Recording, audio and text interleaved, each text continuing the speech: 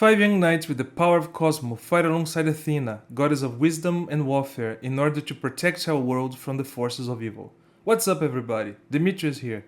Welcome to Fiction Screen, and today we're going to see what has made Saint Seiya, also known as Knights of the Zodiac, a franchise that has influenced generations and gathered fans all over the world. Before we continue, allow me to make a disclaimer. In regards to this anime, my favorite one in the world, I'm gonna use the terms from the Western version adapted when the anime was aired in France, which were also used in the Italian version, the Spanish version, and in the Portuguese version here in Brazil. That means, instead of referring to the characters as saints, I'm gonna call them knights. And instead of referring to the metal coverings on their bodies as cloths, I'm gonna call them armors. Origins. The series started as a manga written by the master Masami Kurumada on the pages of Weekly Shonen Jump magazine in December 1985. Such was its success that it soon got an anime adaptation by Toei Animation the following year. At first, inspired by the 1984 success The Karate Kid, Kurumada planned on creating a story about a young karateka found by a karate master and his assistant. However, his publishing department turned down his idea. The author then added aspects from Greek mythology and constellations to the story, which ended up making it so amazing and compelling. The story. The story of Knights of the Zodiac is centered around five friends who unite their powers to protect the reincarnation of Athena, the goddess of wisdom and warfare. As the story unfolds, the protagonists need to overcome many obstacles and become stronger, since they are Bronze Knights, the lowest rank in Athena's army.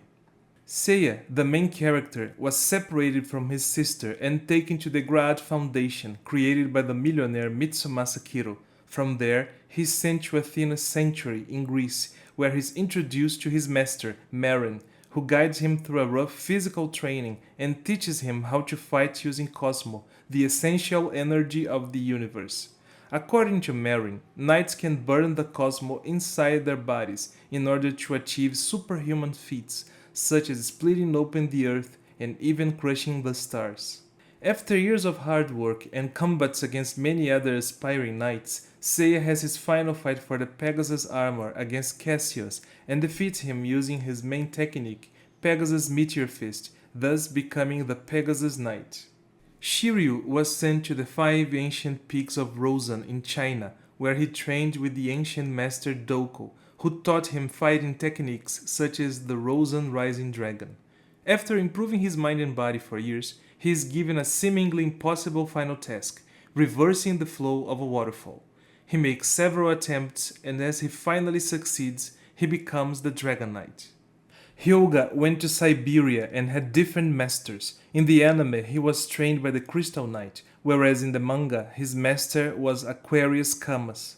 For many years, he practiced powerful freezing techniques, the main one being the Diamond Dust. Upon finishing his training, he broke the ice mountain called the Eternal Ice Wall and obtained the Cygnus armor. Shun, who would originally be sent to the horrific Death Queen's Island, was saved by his brother Ikki, who volunteered to take his place. His new destination was Andromeda Island, and just as Hyuga, he had two different masters, Cepheus Albior in the anime and Cepheus Daedalus in the manga. The final part of his arduous training was the sacrifice of Andromeda, in which he was chained to cliffs at the edge of the sea and had to use his Cosmo to free himself before drowning. He elevates his Cosmo and completes his final task, thus receiving the Andromeda armor. Ikki, the fifth knight, suffered a lot under the cruel training of Guilty, the guardian of Death Queen's Island. Ikki was already a good fighter.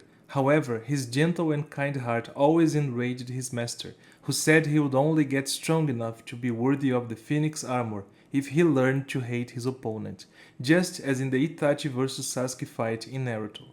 After injuring Ikki, Guilty gave him one last chance to defeat him. As the fight progressed, Ikki started to get filled with anger and became strong enough to defeat his master. However, he refused to strike the final blow at the last moment. Guilty counterattacked, but Ikki dodged. Unfortunately, the guardian of the island ended up hitting Esmeralda, his own daughter and Ikki's love interest. Guilty treated that situation coldly and blamed Ikki, saying his weakness had caused that situation. Ikki then went on a rampage and finally finished his opponent, thus becoming the Phoenix Knight.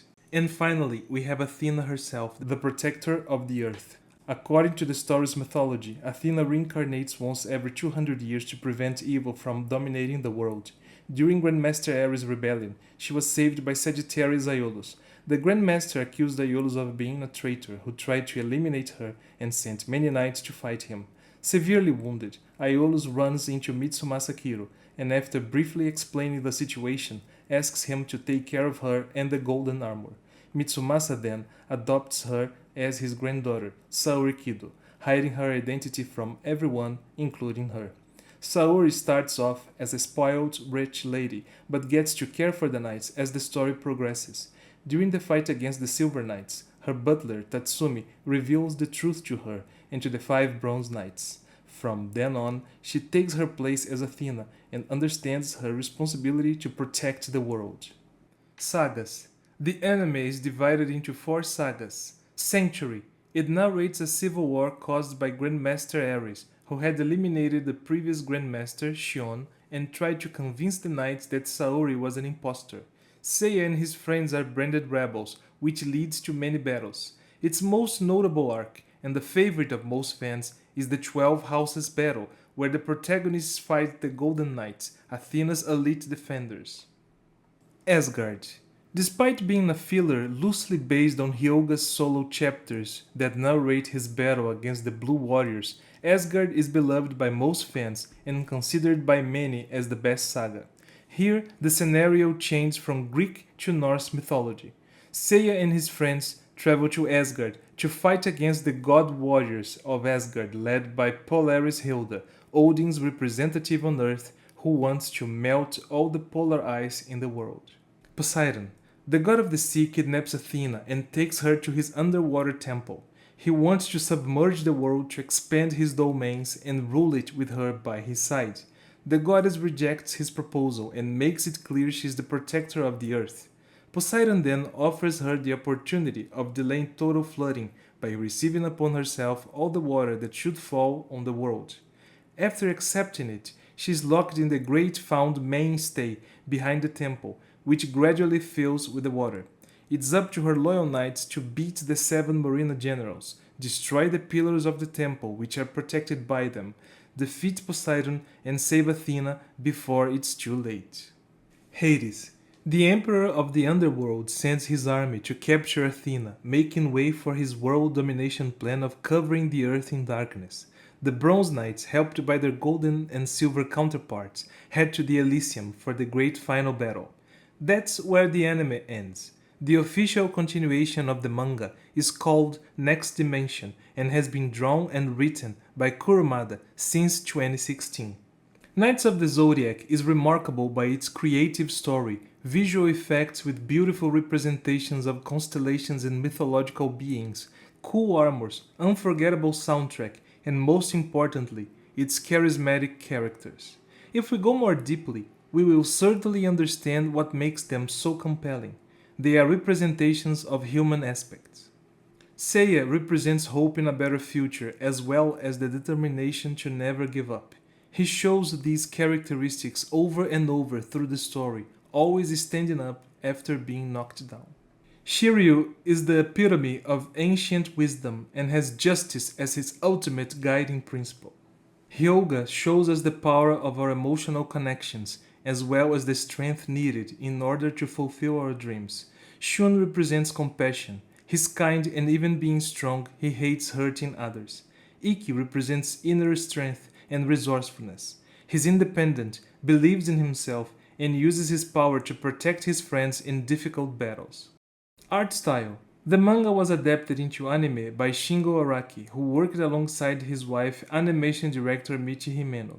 These two great artists did an excellent job using their own art style and at the same time transferring all the emotion present in the manga to the screen. Soundtrack. Unforgettable is the best word to describe the melodies that compose the anime soundtrack. In fact, the scenes would never have had the same impact without them. Whether describing an epic battle, a tense moment, or a reflective or sad scene, the track comes perfectly to describe what is happening and convey the desired tone to the fans. Genius is the most suitable word to define the composer, Seiji Yokoyama, who gave us an exceptional work of art. So, this was my review of Saint Seiya, my favorite fictional story. Let me know in the comments down below who your favorite characters and which your favorite sagas are. Thanks for watching the video, see you!